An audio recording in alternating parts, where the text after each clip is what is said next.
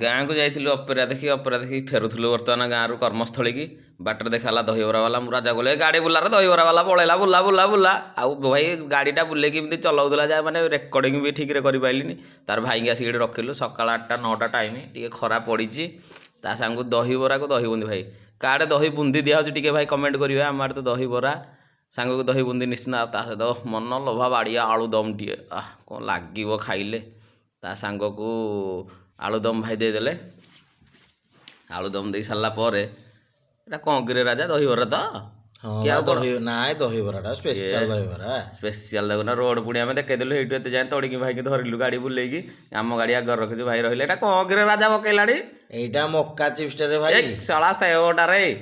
ରେ ଏଇଥିରୁ କ'ଣ ଗୋଟେ ବାହାର କରିକି ଛିଞ୍ଚିଲେ ରେ ଏଇଟା ପିଆଜକୁ କାକୁଡ଼ିରେ ରେ ଏଇଟା କ'ଣ କିରେ ନାଲିଆଟେ ଏହା ଟମାଟୋ ସକ୍ସ ସ୍ପେଶାଲ ଶଳା କଖାରୁ ସସ୍ ଭଳିଆ ଦେଖାଯାଉଛି ରେ ଧଳାଟା